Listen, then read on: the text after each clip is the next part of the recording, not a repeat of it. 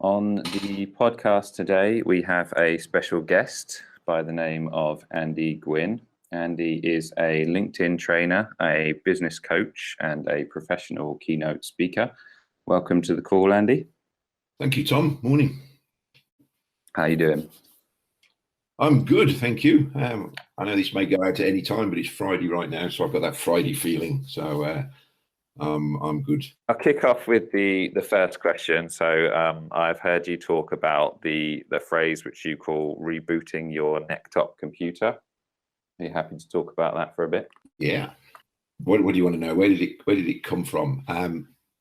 Really, most of my work originally, and still is, I guess, as a business coach, it's about, you can teach people skills, but for most of us, if not maybe all of us at some point, probably don't implement what we could, or implement what we know for some reason, and it's usually what's going on inside. And I do believe that our unconscious mind and the human mind is infinitely powerful. So I've referred to it as your necktop computer, but it's probably the, or one of the most powerful computers out there. So for a lot of us and a lot of people, we just need to reboot it from time to time to get it running, I don't know, maybe more smoothly and more powerfully. So I developed that as a title for my keynote presentation, which I know you've seen and heard. How to reboot your necktop computer and control your inner critic. Because again, a lot of people, we talk to ourselves. It's a physiological fact, and a lot of it is what's called internal self-talk. And there's a lot of personal development out there. There's a lot of organizations that talk about what we've got going on internally. Some people will refer to it as mindset. Some people will refer to it as head trash. When I use those words, I see people sort of react a little bit or pull back a little bit. When I came up with the help of a great coach friend of mine years ago, the phrase how to reboot your necktop computer, you saw people sort of look at you inquisitively. And then when I said, and control your inner critic, a lot of people go, yeah, I can relate to that. So that's where that phrase came from. One of the sort of things which comes up with when I think about that type of topic is actually not sort of pulling back with respect to the topic of mindset, but it's actually not catching yourself do it. Like I like to think that I'm quite good with the positive mindset stuff, but I can actually catch myself sometimes thinking things that I wouldn't consciously want to think about. Have you got any thoughts on catching yourself having those types of thoughts that aren't beneficial? Yeah, it's an interesting point, isn't it, Tom? I think that's the key thing is catching ourselves, or noticing might be a better phrase, because what we say generally is powerful. You've seen hypnotherapists and stage hypnotherapists. It's all about, or a lot of it is about the words and the voice that we use. So what we say is extremely powerful. And what we say, I have a phrase, I have a bunch of affirmations, a bunch of mantras.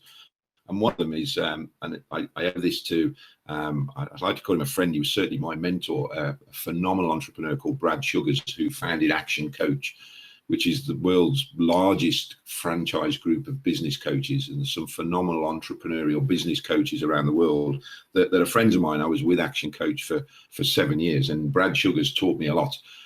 He's reputedly worth over 100 million. He's a phenomenal Aussie.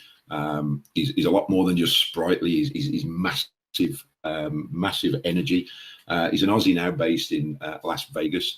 And he coined the phrase, or gave me the phrase, that one of the most powerful things is what we say to ourselves, about ourselves, when we're by ourselves. And the challenge, I think, is a lot of it, I think you mentioned or alluded to it, that it's unconscious. That means we're not consciously aware of it. We're not thinking of it. And we're brought up to think. We have to think. The biggest part of the mind, the most powerful part is the unconscious bit, the stuff we're not aware of. And so how can we change that if we're unconsciously thinking something or unconsciously saying something to ourselves? How can we be unconsciously saying it? If we're saying it, aren't we aware of it? So let's say unconsciously thinking, but unconsciously saying something to ourselves that's impacting on what we do. And it can be just something simple. And we're not aware of it. That's the thing. So I think the skill is to notice and become more aware of what are we thinking and what are we saying to ourselves. And that probably means stopping and becoming aware rather than just carry on running. Because we're human beings, and yet we tend to do a lot. We tend to be more human doings. And I'm great at that. I will run, I will be busy, I'm very conscious, I'm very analytical. My role as a business coach, I've got a high critical thought process. I can see where gaps are or things need improving or fixing. And I need to stop, and I need to ask myself, what am I really thinking? And I had a great example recently. Mary, my partner, and I were looking to buy a house in Spain. And we went to visit a house that didn't tick every single box we'd created on a list. But it came to us as a referral through a friend of a friend. And it was very close to where we wanted to go. So it ticked a lot of boxes. And it was very cheap. There's a reason why it was very cheap. And it was too good an offer to miss. So we had to go and look at it. And it was up in the mountains, and we got there the first day, and I just looked at it and I said to Mary, I don't want to live here. And I've got this feeling in my stomach. And I stopped and I thought, so what's that about, Gwynn? And I thought, well, we're further up the mountain and further away from the sea that I wanted. So geographically, it's not the best. Yeah, but there's more than that. What is it underneath that? Well, I'm also in a bit of a remote village, and nobody's speaking English. And I've been spoilt in Spain, being able to speak English in the areas we were. Mary speaks Spanish, but I got lazy. And the next, we went and slept on it. Came back the next day, sat in the village in the square, got talking to some locals in broken English about soccer, and I'm not a football fan. And I realised that actually it was bull. It was unfounded. But my initial reaction was against it. So when I stopped and noticed what was I really thinking and feeling and saying to myself, then I could look at it in a different light. I could look at it from different angles. I could get different information to get a different picture, and I made a different decision. So I think it's about just noticing, what are you thinking, what are you saying to yourself, and what are you feeling? That was quite a long answer. Like trying to get a habit, yeah? Sorry, say again, Tom. Trying to create a new habit, is that? Yeah, yes. I think for me it's about consciously. I have to schedule time, especially. I can notice what I'm feeling at any moment. What am I doing right now? I'm feeling a bit frustrated or angry or angst. Is it serving me? What's the reason? But I also schedule time out. There's a great book by a guy called Hal Elrod called The Miracle Morning. And a part of that is about sitting in silence. You'll hear people talk about meditating. Some of your listeners may well meditate. I think I can. I don't think I'm brilliant at it. I need to get better, and that's probably practice. But it's about getting this quiet time. There's a phenomenal entrepreneur called Cunningham. I don't know if you can hear me, but I thought that might be an opportune moment to step in because I've just joined the podcast. I was a bit late. Apologies. But I happened to be sitting in silence as you said that, so it was quite apt. Anyway, oh, wow. Yeah. So nice to make your acquaintance, Andy. And yeah, I've been sitting in for about 5 minutes now. So yeah, I didn't want to interrupt. So carry on, and I'll just put in my oar whenever, if that's okay. Fantastic. Yes, I think I was just mentioning another entrepreneur, a guy called Keith Cunningham, who, if you've read Robert Kiyosaki's book Rich Dad Poor Dad, Rob Kiyosaki alludes to bad character, but he's a huge, larger than life Texan who made 100 million on Wall Street and lost 100 million and built up again. And I was privileged enough to study with him, and on a course, on business building course he ran, he talked about having a thinking chair. And this must have been about 10 years ago for me. And no pad or paper, no planning, no goal setting, no writing, just sit in his chair, this thinking chair, to think for an hour a day. And I remember sitting there thinking, there is no way on earth I'm ever going to do that. I'm too busy. I've got too much to do. I've learned over the last decade, actually, the power of doing that. I don't have a thinking chair, but we're in a property at the moment where they've built a great big spa and leisure centre, literally 30 feet from the bottom of my garden. It's all on the same housing estate owned by the same people. So I go, and there's not many members, so I go sit in the sauna or the swimming pool on my own, or the jacuzzi, and do that. So I think it is about creating new habits, Tom. You're absolutely right. you've got to be careful what you say and what you ask for and what you write down and what you plan. And equally, write down what you want, what you plan, and talk to as many people. Verbalize. I've talked about sitting in silence and the miracle morning. We hear about visualizing stuff when we're in silence, but also verbalize it. Tell people what you want. It works on a number of, I think, psychological levels to manifest itself. That's how we've got this property deal, and it's a phenomenal deal, and it's a phenomenal place, because a friend of mine who's based out there knew what we wanted. So I'm all for telling people in detail, specifically. The more clear you are about what you're looking to achieve, the more likely things are going to manifest. I know, Tom, you've sort of asked me to talk about a bunch of my sort of principles, if you like, and one is setting what's called your RAS, your reticular activating system. It's a physical piece of the brain at the back of the brain, that when you focus on something, it notices things associated with it. So the best example a lot of people can relate to is if someone's looking to buy a car and you've looked it up on the internet, you've looked at the model and the spec, and you've got the catalogue, you've gone in the showroom, you might have test driven it, you pull it off the showroom forecourt, and everywhere you look is the same make, model and colour. Were they there yesterday? Yes. Or the week before, the month before? Yes, they were. But because you weren't focusing on it, you didn't notice it. So I'm big into setting my RAS on what do I want to achieve. I mentioned this to my father, who's a very, very eminent retired doctor. And he went and got his medical almanac, and he said, "You're right." And I said, "Well, that's the first on two levels. One is you've told me I'm right. Second, it's about a medical thing that you didn't know about." So we have a team, and my coaching clients, is if there's a challenge or if there's something you're looking to achieve, what do you need to set your RAS on for you to notice it? Years ago, we decided we wanted to employ a PA. That night we made that decision. I'm in the pub, somebody next to me says, "You don't know anyone who's got a PA's job, do you?" And I said, "You're kidding me." "No, my wife's looking for work." If that person had asked me a week ago, a month ago, I'd have said no, but I'll keep my mind open. So what do you need to do to have a kick in the RAS or set your RAS as to what you want to achieve? How about that? So Spain, I definitely want to hook up and talk with you, Jake. Yeah, well, you're more than welcome. Yeah, and I think that's the RAS. Did you say, or what is it? That's right. Your reticular activating system. So your RAS. Brilliant. Yes, you're absolutely right. I've definitely noticed that myself. I mean, in the car, I've come across the same thing with the car when I was a little boy. I got a model. I got a toy Porsche 911, a black one. It was very nice, and I thought, oh, I like that. I've never seen one of those before. And of course, ever since getting the toy, I started noticing the Porsche 911s, and there they were. They were, not the most common car on the road by a long way, but nevertheless, they were around. So I completely get what you're saying there. That makes complete sense.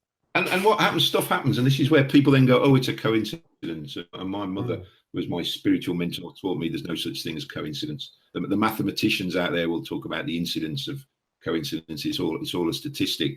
It's not coincidence. You talk to people, you get clear, you get specific, you focus, and you will achieve things. Absolutely, yeah, I'm completely with you on that. Absolutely. Is there something that you can do other than the thinking chair to reprogram so that you can start noticing things and creating this sort of mental image and becoming aware of the things that you want to make your life positive and whatever your goals are? Yes, there is lots. It's around the headings of this keynote presentation we talked about at the beginning, the reboot. What can you do to reboot your laptop computer? Yeah. What can you do to overwrite stuff? I refer to it a bit like a massive CD, but that's outdated nowadays. I speak to not just younger audiences who sort of look at me. So there's a bunch of things. We talked about setting your RAS. That's around writing goals and getting clear. Your unconscious mind gets what we gets what we focus on. That's why setting goals and your RAS is powerful. And the more specific you are, the more powerful it is. So the example I give around the mind gets what you focus it on. So if I say to somebody, look around your room and count all the things that you can see that are yellow, and take 5 seconds, and then I ask them how many did they count that were black, invariably it's none. And the answer as to why is that is because they were focusing on yellow. So you get what you focus on. Why goal setting and being specific is very important. And I think the other rule as well is, so your affirmations are, we all affirm things to ourselves. I said earlier, we need to be careful, or what powerful is what we say to ourselves about ourselves when we're by ourselves. Yeah. And so to stop and take time and start to notice what we're saying to ourselves is important. And start saying to ourselves things that are more empowering. We affirm stuff all the time, but are we affirming empowering stuff or disempowering stuff? So they're called affirmations. And again, a lot of people may have heard of that. And I refer back to the Miracle Morning by Hal Elrod, because he has a process for getting better personal results. And we've said one of them is sitting in silence. So that's the sort of meditation. Visualization we've talked about. Another one is visiting and affirming verbally your affirmations. You want to write affirmations that are empowering, obviously. Why would anyone want to write affirmations that are disempowering? But we've had affirmations. We've told ourselves stuff based on our life, based on our environment, based on the people around us. Two of the most powerful people in our lives at early ages are our parents and our teachers. And if they do something, if a doctor tells you something, you tend to believe it, and so that becomes affirmed.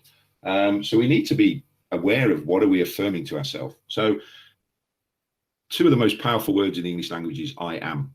Whatever succeeds that, whatever follows I am, you tend to take on as an identity. I am not very confident, or I am a great salesperson. So your affirmations can start with I am, and they need to be empowering, and you need to think about the language they're written in. And you need to visit those out loud every morning and every night. I have a great buddy of mine. We hook up each week on the phone. We have lunch once a month. We just brainstorm. We share stuff. We challenge each other, call each other success buddies. And this guy, and I'll plug him if in the UK, a guy called Chris Williams. He's got one of the biggest teams in the utility warehouse. He's financially free with that business. He's just sold a commercial building for however much. He actually showed me his bank balance this week with over $1 million in it. And I said, and he said, but I've got to pay VAT on that. I said, so you haven't got $1 million. He said, yeah, and 40% of it is my ex-wife's. I said, so you're down to about 400 grand. I'm not so impressed now. But actually, I am impressed, because I could financially retire with 400 grand with the investments I could do with that. Yeah. But the first time I went to his house for dinner, I went upstairs to the bathroom, and by the side of the mirror is this piece of paper full of affirmations. He's in his 50s. He was in a new relationship in the last however many years, and he's got a new daughter who's about 6 or 8 now. And this was about 5 years ago. So the daughter was very young. His affirmations are, I am a great new father. I am providing a great lifestyle for Libby, my daughter, and my new partner. I am achieving wealth and growing a great team and inspiring people to achieve X. And I just looked at it and I understood the principle, and I just thought, if it's good enough for someone like him, it's good enough for me. So makes sense. I would cite affirmations and revisit them. Now, think about what you're saying to people, because it probably comes on, and I know, Tom, we've talked about this, and you said before this call, but you mentioned it, it's something I call lemons. And a lemon is a word that's not empowering or doesn't serve us.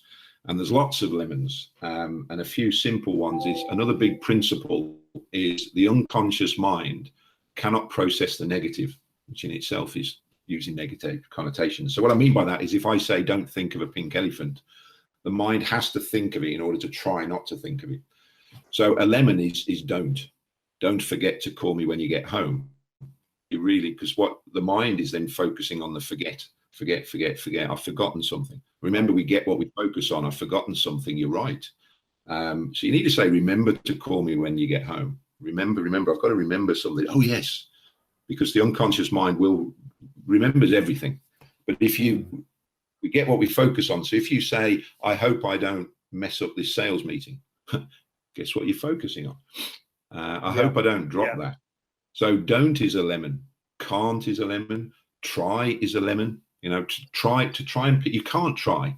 I say to people, try and pick this pen up, and they pick it up. I go, no, you've picked it up. Try and pick it up. And they sit there. I go, now you're not picking it up. Try. Try implies have a few goes and stop. And those of you, those of us old enough to remember the famous quote that went, do or do not. There is no try. That was Yoda, 1979, I think, or 77. So try is a lemon, but is a lemon. You say but to someone, you just negate what you've already said. Tom, I think you're great, but. So start to replace but with and. Hey son, I think your exam results were great, and if you did a few more hours study next time, do you think you'd get a better result? So there's a bunch of lemons that we want to avoid. And the challenge is, because Tom and I were talking before the recording this, and you said something, didn't you, Tom? And I can't remember what it was now, but it was a lemon. I definitely said try. You said try, did you? We'll try to try this, or we'll try to do that. That's right. And the challenge is, we've had, however old we are, I'm 50, we've had 20, 30, 40, 50 years of practice without realizing. So it is about reprogramming our languaging and creating better habits and patterns. And that's why I still have coaching clients, and that's why I have coaches around me, because we often don't realize what we're focusing on and what we're saying. So I need someone to point it out to me. I need some accountability. I need to be able to share some stuff. Can only look at something in one way. I need other people to help me with that. Well, into old habits. So I guess this is where the thinking chair and the positive affirmations come in to, ensure that you can do you sit down and review things that you've done in that day and say, okay, I can do better, and I should have done this, and I will do that in the future. Is that the kind of thing that you can do?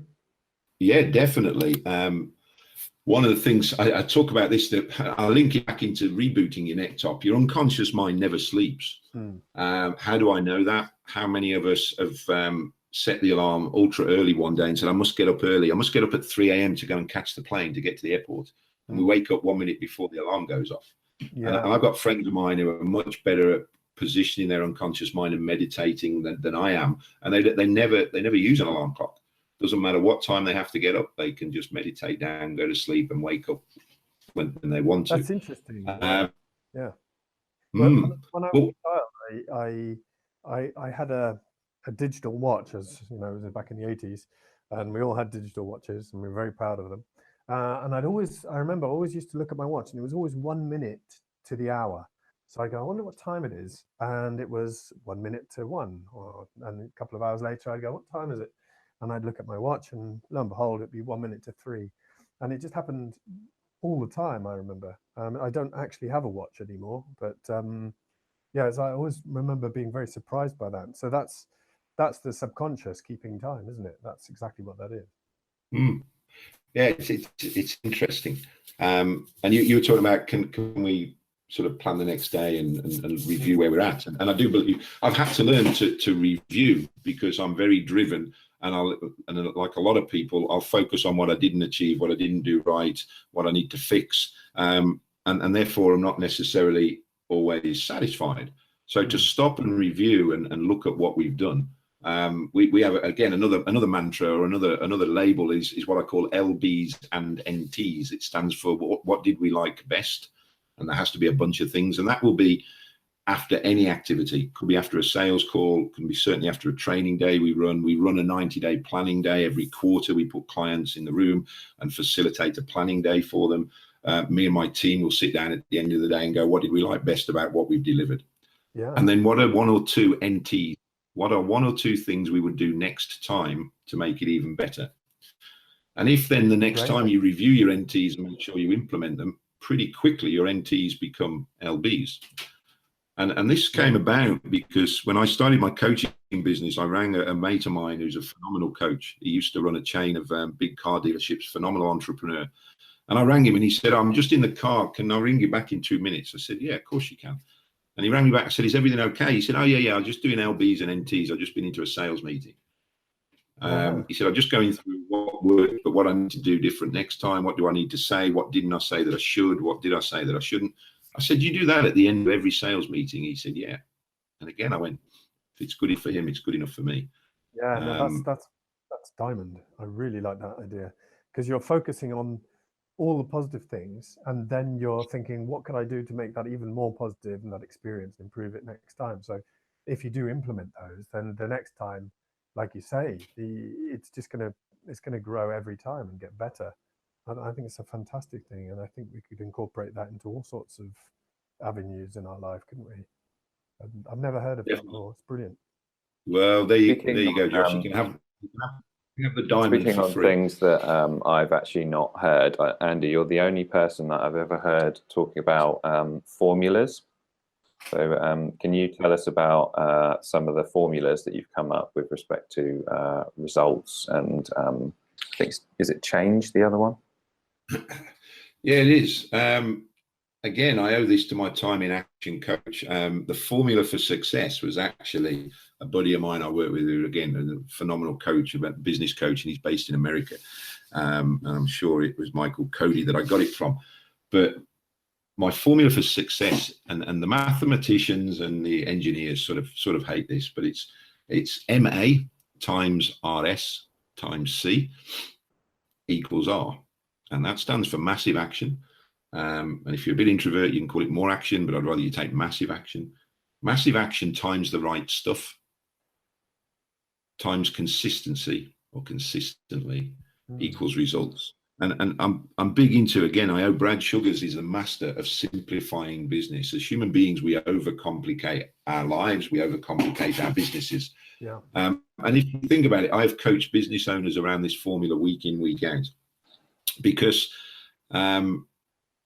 if you, I'm just trying to think, I'm not sure whether your audience are predominantly business owners or you know, in work. It doesn't matter. If I use the example of, if I make 20 telemarketing calls a day, I could deem that as massive action.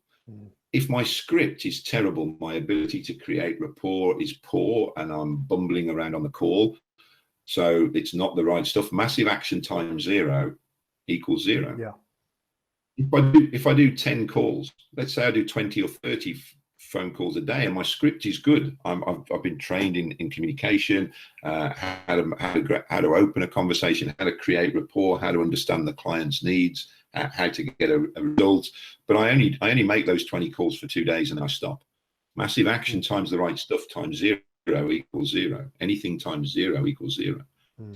So I had an example, again, years ago, a great coach friend of mine rang me up, said, can I have the name of your telemarketer? I said, yeah, sure. And rang back, how'd you get on? Oh, yeah, great. She's doing 400 calls or 500 calls a week for me.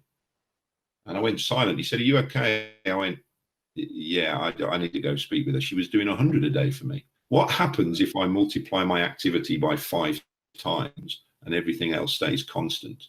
My results will increase by 5 times, won't they?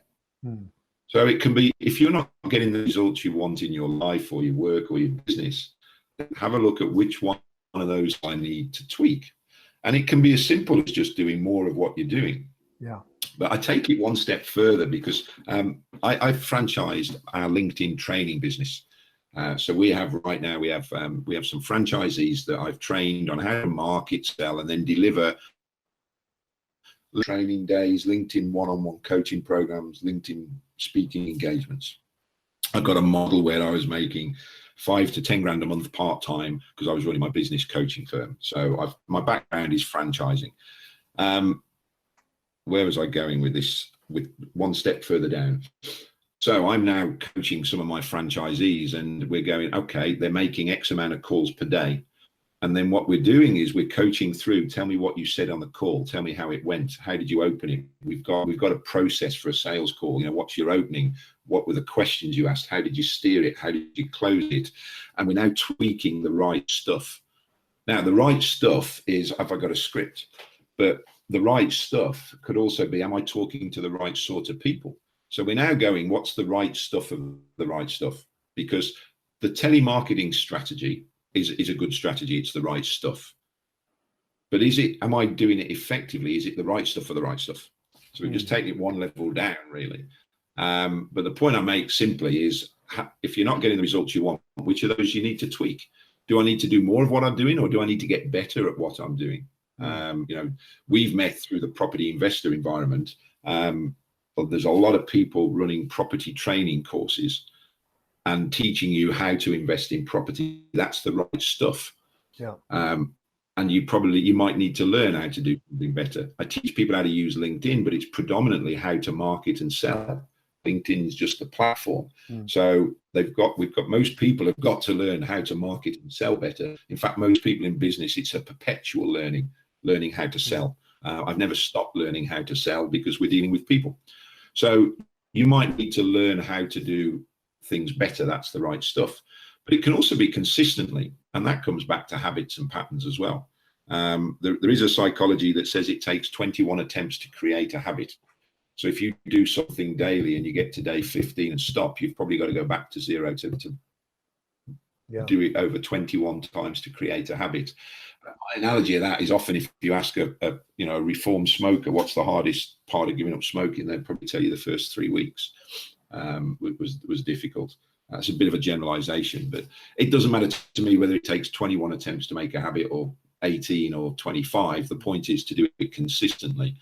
And there's a great quote, and I think it was one of the basketball stars who said, it's a sporting style, it's basketball or golf. There's so much power in success in sporting examples. Whoever it was, I can't remember, but I'm sure you can Google it. He said, I don't practice until I get it right. I practice until I can't get it wrong. And if you want to be world class, if you want to be better than your competition, if you want to achieve what you want to achieve, it's about the consistency. Whether that's consistently doing your affirmations, whether that's consistently setting goals, whether that's consistently sending out email marketing or consistently making phone calls, those things are sort of equally important, I think. So that's my formula for results. Massive action times the right stuff times consistently equals results. Which of those do I need to work on right now? What do I need to tweak to get the results I want? Well, I think that's really valuable. So thank you very much for sharing that one. There are a couple of things that I wanted to ask you about, and let me know if we've sort of covered it in a roundabout way. There was playing above or below the line, and then the identity iceberg. Oh, wow. Okay. Playing above or below the line is an easy one. The iceberg I can touch on quickly. That can be, I can spend half a day working with people on that because it's a simple principle, but in big. And again, I got this from my time in Action Coach, and there might be something legally around quoting above and below the line. I don't know, but let's talk about the principles. There is a great book called The 1 Minute Millionaire, written by Mark Victor Hansen and Robert Allen. And I think it's in that book. And I think the power of that book is there's two sides to it. You read the inside pages it's about a factual story. The outside pages are a fable around the same message or the other way around. So interesting book. Basically playing above or below the line. I talk about, if you draw a line, it's the line of choice. We have a choice in everything we do. And the reality is a lot of people out there are full of blame. They make excuses, and probably worse still, they're in denial. And I call that playing below the line. We're in a culture of blame. Where there's a claim, there's a blame. But why are you late? There were leaves on the track, or we're in an awful environment of blame. And we're brought up like that. And also excuses. It is easy to make excuses as to why we didn't do something. And if you look at the formula, if you look at it, if you go blame, excuse, denial, that starts with the letters B, E, D. If you're going to play below the line, you've made your bed, you lie in it, I can't really help you. For people who understand NLP, my definition of that is the science of communication and behavior. They talk either being at cause or the effect. They talk about people being at the effect of something else, the effect of their environment, the effect of other people. That's the below the line bit, being at the effect. We've got a choice. We can either play below that line, or we can take ownership of our lives, the results we want, our actions. We can hold ourselves accountable and be responsible, and hold people around us responsible to do what they want to do. And I do believe it's a choice. And I've had conversations with people who go, oh, I don't have a choice. I have to go to work. Well, that's a big whole subject, because ultimately we all have a choice. Everything we do is a choice. We may not feel like it at the time, but if we take ownership own our own ship, and we take ownership of our actions, we hold ourselves accountable, the people around us accountable and responsible. OAR, we got your oar, you can paddle your ship. We're playing above the line. Where are we going to get better results? We're going to get better results when we play above the line. Who's it ultimately down to what results I get in my life, relationship, business? It's down to me. So it's about this principle of taking ownership and moving away from blame and excuse. And it is a great principle. I've delivered this to, I've had a friend of mine who just delivered this to his kids, and he got a big pebble and just engraved a line in it.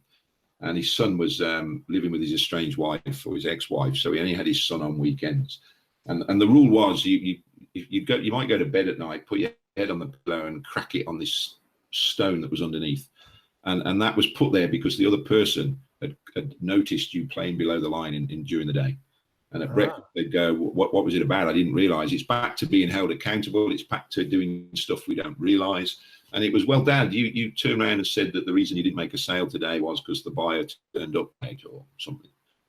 So you're either at a point of blame or excuse. And we're great at excuses, and we make excuses without realizing.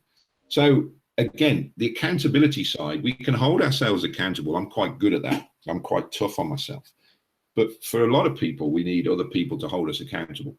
Mary, my partner, she has a personal trainer. Why? Because when they rock up and knock on the door, she's going to go and do it because she's accountable to them, and she's created some accountability. Why I verbalize my goals. If I say I'm going to do something, you're more likely to get it done because you've created some accountability. Human beings a lot of them don't like accountability, because if that means if I say I'm going to commitment. Somebody said to me, what's a, give me an example. Why are people successful? I go, well, an easy formula for success is say what you're going to do, decide what you're going to do, say it, and commit to it. So it's about how can we play more above the line, be more accountable, and take ownership rather than this blame and excuse. And my coaching clients know this. We finish up at the beginning. I go, do we have permission that you've told me you want to achieve X, you want to build your business and sell it, or whatever you want to do? When I notice that you might be making excuses or playing a bit below the line, can I call you on it? Because that's my role as a coach. And I actually struggle now to be involved with people that are stuck below that line. Denial's probably the worst. I say to my dad, you're overweight. No, I'm not. And I think he genuinely believes that he isn't. Well, I'm not sure how you help someone get out of denial. People are going to want to be helped, I suppose. There's of course there are ways. I could stand him in front of a circus mirror, maybe. Who knows? But the point is, are we at any point in time playing above this line or below it? And what can we do to do more? And it's powerful to roll out with kids. I have 3 adult nephews now, but as kids, I introduce them to this. I get them in tears, and I go, "What's happened?" And one will go, "Oh, Henry hit me."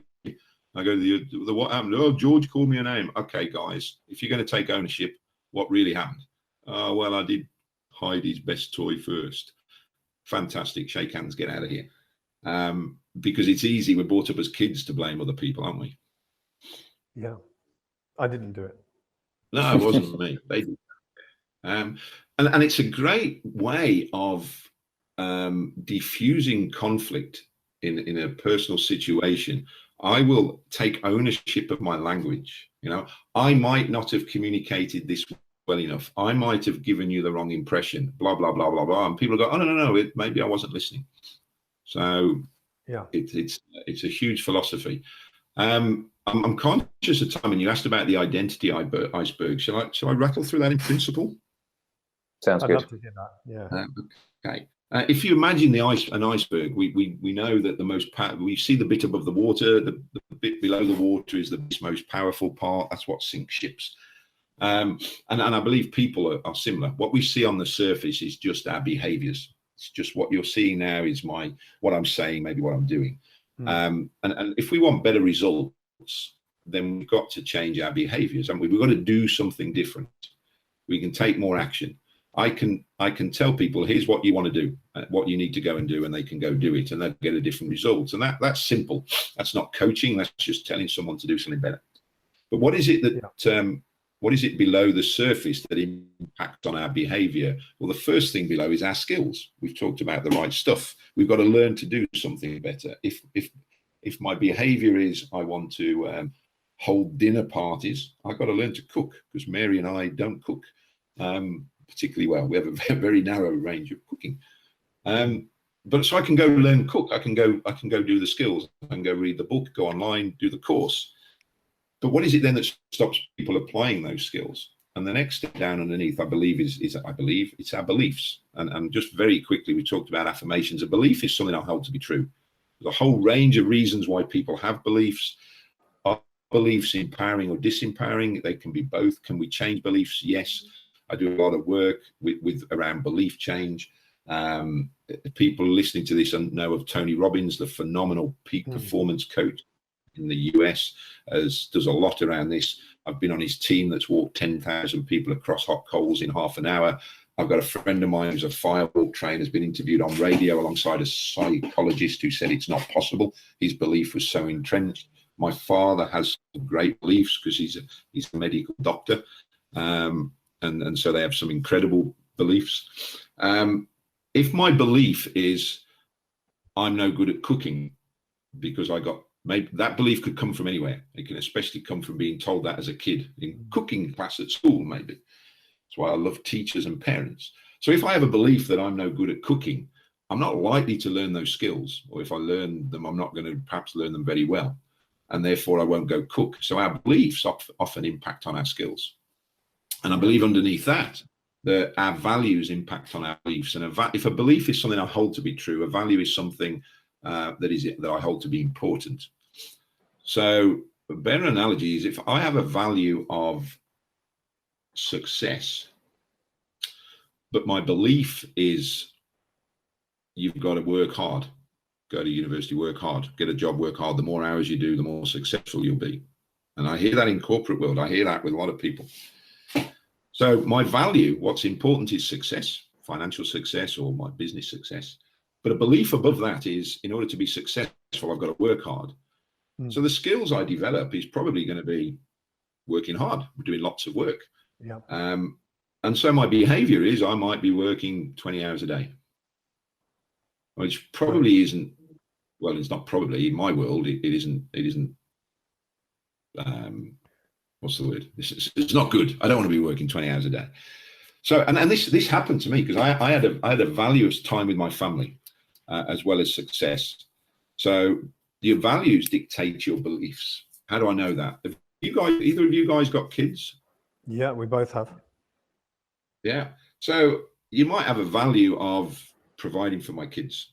What's the belief around that is I've got to build a business that's successful. I've got to work hard, and therefore the skills will develop. So our values are something we hold to be important. And I often work with clients on aligning their values, because if you've got a value of time with your family and a value of success, but your belief is in order to be successful, I've got to work hard, there's now a conflict.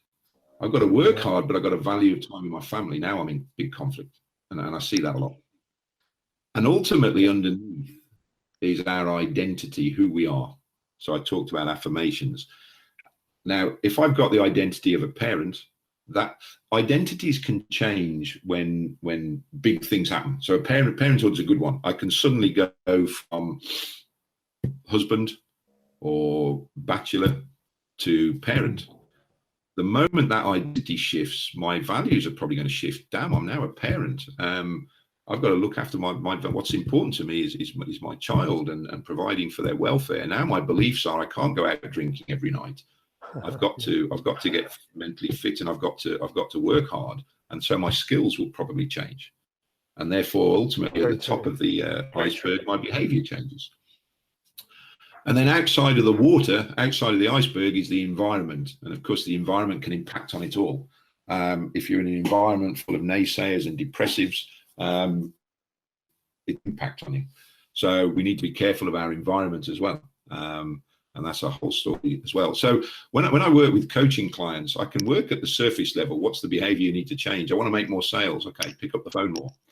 But we may need to, but often we've got to build on skills. People take me on as their business coach because they want me to teach them how to build a business or how to use LinkedIn to get sales or how to speak. And I can teach the skills, but so often underneath that is the beliefs. You know, I've had clients that their belief, they're wealthy, but their wife doesn't know how much money they make. And the belief is, I won't buy the Tesla because the belief is my friends and family might ostracize me. And that then stops them, not necessarily developing the skills, but stops them doing the behavior of buying the Tesla. So beliefs are very, very powerful on dictating our skills and our behavior. And then often with clients, we're getting into the values level as well, because you shift one of those at the bottom, you shift what's at the top. And the same with our identity. You know, I have a lot of people, property investors I do a lot of work with, their identity is that they don't believe they're a successful property investor. They don't believe they're a salesperson. Is that a belief? It's also an identity. My affirmations are, I'm a great property investor. I'm a great business coach. I'm a great lover. I'm a great uncle. I'm a great salesman. I believe sales is the best profession in the world. I have lots of affirmations around my beliefs of my identity. So I will work with people at all sorts of levels over any period of time. I keep bringing some clients back to the iceberg. You know, what do you need to look at? Do you need to look at the skills? Do we need to look at our beliefs? Are our beliefs serving us or are they holding us back? So it's a very simple thing to talk through, but I will use that what do you want to call it? That model through everything we're doing, really, I guess.